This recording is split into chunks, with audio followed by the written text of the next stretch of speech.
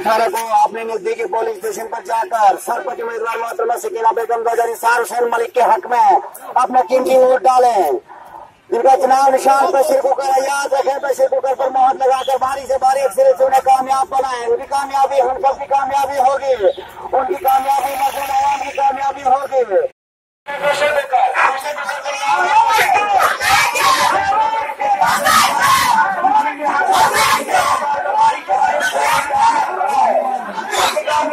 सबकी कामयाबी होगी।